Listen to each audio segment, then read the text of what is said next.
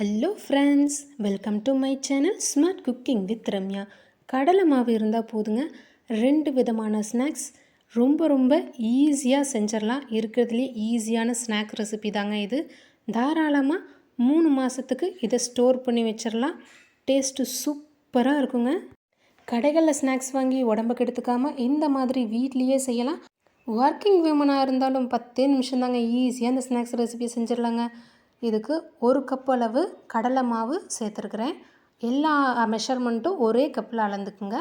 அதில் 1/4 கப் அளவு அரிசி மாவு சேர்த்துருக்குறேன். கொஞ்சமாக மஞ்சள் தூள் கலருக்காக இதை நம்ம சேர்க்குறோம். இதுக்கு தேவையான அளவு உப்பு சேர்த்துக்குங்க. 1/4 ஸ்பூன் அளவு பெருங்காயத்தூள். கடலை மாவு சேர்த்து செய்கிற ரெசிபி எல்லாத்துக்குமே நம்ம பெருங்காயத்தூள் சேர்த்துக்கிறது ரொம்பவே நல்லது. இதை நல்லா மிக்ஸ் பண்ணிக்கோங்க. உப்பு மஞ்சத்தூள் எல்லா இடத்துலையும் படுற அளவு நல்லா மிக்ஸ் பண்ணிக்கணும். வீடியோவில் காமிக்கிற மாதிரி நல்லா கலந்து விட்டுக்குங்க. எங்கள் வீட்டு குட்டீஸ்க்கெல்லாம் இந்த ஸ்நாக்ஸ் ரெசிபி ரொம்பவே பிடிக்கும். டேஸ்ட்டு சூப்பராக இருக்குங்க. கொஞ்சமாக நார்மல் வாட்டர் ஊற்றி பிசைஞ்சு எடுத்துக்கலாம். ஒரே அடியாக தண்ணி ஊற்றிட்டோம் அப்படின்னா திரும்பவும் மாவு சேர்க்குற மாதிரி ஆகிடும். அதனால் கொஞ்சமாக தண்ணி ஊற்றி கலந்து விட்டுக்கலாங்க. ஓமம் சேர்க்கணும் அப்படின்னு நினச்சிங்க அப்படின்னா ஓமத்தை மிக்ஸி ஜாரில் சேர்த்து நல்லா தண்ணி ஊற்றி நைஸாக அரைச்சிட்டு வடிகட்டி சேர்த்துக்குங்க. குட்டி ஓட்டையிலெல்லாம் ஓமம் சிக்கிக்கும், புளிய கஷ்டமாக இருக்கும். ஓமம் சேர்க்காமல் இந்த மாதிரியும் செய்யலாம். இந்த மாதிரி மாவை இலக்கமாக பிசைஞ்சுக்குங்க. அப்போ தான் புளிய ஈஸியாக இருக்கும். ரொம்ப டைட்டாக பிசைஞ்சிட்டோன்னா அமுத்தி புளியிற மாதிரி இருக்கும், அது நமக்கு கஷ்டமாக இருக்கும். வீடியோவில் காமிக்கிற மாதிரி கன்சிஸ்டன்சி நமக்கு கரெக்டாக இருக்குங்க. இந்த மாதிரி நிறைய ஓட்டை இருக்கிற மாதிரி அச்சை எடுத்துருக்கிறேன். இதில் நம்ம ரெடி பண்ணி வச்சுருக்கிற மாவை ஒரு உருண்டை மாதிரி செஞ்சு உள்ளே போட்டுக்கலாம். நிறைய சேர்த்துக்காதீங்க, பிழிய கஷ்டமாக இருக்கும். எண்ணெய் மிதமான சூட்டில் இருக்கணும். அடுப்பை மீடியம் ஃப்ளேமில் வச்சுக்கோங்க. எண்ணெய் சூடாயிருச்சான்னு செக் பண்ணி பாருங்கள். போட்டதும் மெதுவாக மேலே எழும்பி வரணும். எண்ணெய் ரொம்ப சூடாக இருந்துச்சுன்னா டக்குன்னு ப்ரௌன் கலரில் நமக்கு மாறிடும். இது நமக்கு எல்லோ கலரில் இல்லாமல் அதோட டேஸ்ட்டு கொஞ்சம் நல்லா இருக்காது. அதனால் இந்த மாதிரி மீடியமாக எண்ணெய் காஞ்சிருக்கும்போது அடுப்பவும் மீடியம் ஃப்ளேமில் வச்சுட்டு சுற்றி விட்டுக்கலாம். ஒரு சைடு இந்த மாதிரி பபிள்ஸ் எல்லாம் அடங்கினதுக்கு அப்புறமா அடுத்த சைடு திருப்பி போடுங்க. போட்ட உடனே கரண்டி வச்சு கிளறணும் அப்படின்னா எல்லாமே மிக்ஸ் ஆகி ஒன்றா சேர்ந்து போயிடும் கட்டியாட்ட. அதனால் பிழிஞ்சு விட்டுட்டு ஒரு 10 செகண்ட் விட்டிங்க அப்படின்னா அது வெந்துடும். அடுத்த சைடு திருப்பி போட்டு 2 பக்கமும் நல்லா இந்த மாதிரி பபிள்ஸ் அடங்குற மாதிரி வேக வச்சு எடுத்துக்கலாம். எண்ணெயை வடிச்சிட்டு தனியாக வச்சுக்கலாம். இதே மாதிரியே நம்ம ரெடி பண்ணி வச்சுருக்கிற எல்லா மாவையும் பிழிஞ்சு எடுத்துக்கலாங்க.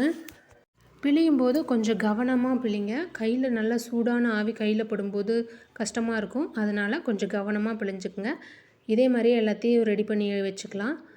இனிமேல் நம்ம வீட்டில் ஸ்நாக்ஸ் பிரச்சனையே கிடையாது. ஒர்க்கிங் விமனாக இருந்தாலும் ஹவுஸ் ஒய்ஃபாக இருந்தாலும் ஈஸியாக செய்யக்கூடிய ஸ்நாக்ஸ் ரெசிபி தாங்க இது. கொஞ்சமாக கருகப்பிள்ளையும் எண்ணெயில் சேர்த்து பொரிச்சிட்டு நம்ம இதில் வச்சுக்கலாம். கருகப்பிள்ளையோ சேர்க்கும்போது ஃப்ளேவர் ரொம்பவே நல்லா இருக்குங்க. நம்ம ரெடி பண்ணி வச்சுருக்கிற இந்த ஸ்நாக்ஸை உடச்சி விட்டுக்கலாம். ரவுண்டாக இருக்கிறனால கை வச்சு பொறுமையாக அமுத்தி உடச்சிக்குங்க. தேவையான அளவு கருகப்பிள்ளையும் சேர்த்துட்டு ஸ்டோர் பண்ணி வச்சுக்கலாங்க. அடுத்து செகண்ட் ரெசிபி, இதுவும் கடலை மாவு வச்சு தாங்க செய்ய போகிறோம். ஈஸியாக செஞ்சிடலாம். 1 கப் அளவு கடலை மாவு சேர்த்துக்குங்க. அதே கப்லேயே 1/4 கப் அளவு அரிசி மாவு சேர்த்துக்கலாம். இது வீட்லேயே அரைச்ச அரிசி மாவு தாங்க. நார்மல் ரேசன் பச்சரிசியை கழுவி காய வச்சு மிஷினில் வச்சு அரைச்சது தான்.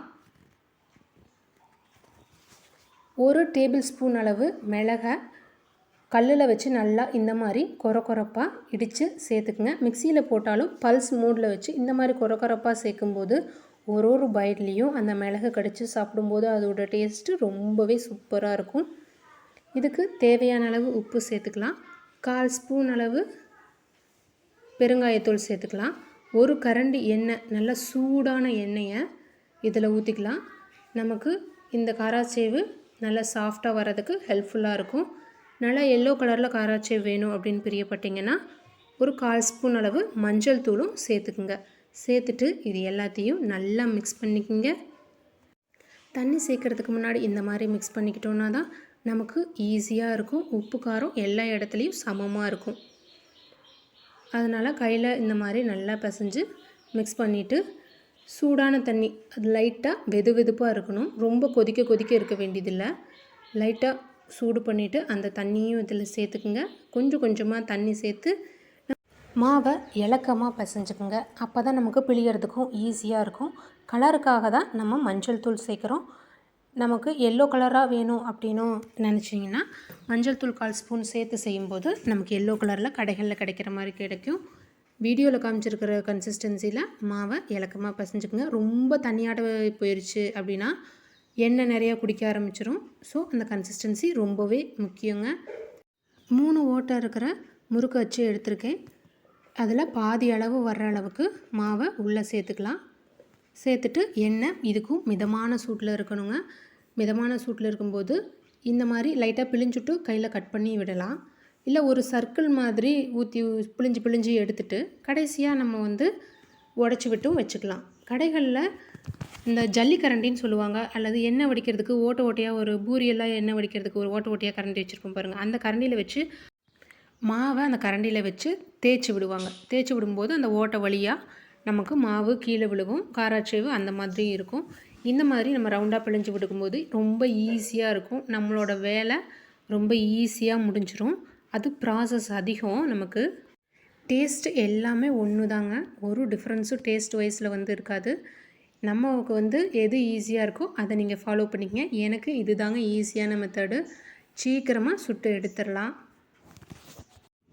2 பக்கம் திருப்பிவிட்டு நல்லா வேக வச்சு எடுத்துக்குங்க. பபிள்ஸ் எல்லாம் அடங்க விட்டு நல்லா வேக வச்சு எடுத்துக்குங்க. அதை நம்ம வடிகட்டும் போதே அந்த கிறிஸ்பியாக இருக்கிற சவுண்டு நமக்கு தெரியும். வேகலை அப்படின்னா நமக்கு சீக்கிரமாக கெட்டு போயிடும். அதனால் நல்லா வேக வச்சு எடுத்துக்கலாம். கடலை மாவு வச்சு 2 விதமான ஸ்நாக்ஸ் ஈஸியாக ரெடி பண்ணிவிட்டோம். வீடியோ பிடிச்சிருந்தா சேனலை சப்ஸ்கிரைப் பண்ணி ஃபாலோ பண்ணுங்கள். அப்படியே லைக் பண்ணி ஷேர் பண்ணுங்கள். நிறையா அம்மாக்களுக்கு இது ரொம்பவே யூஸ்ஃபுல்லாக இருக்கும்.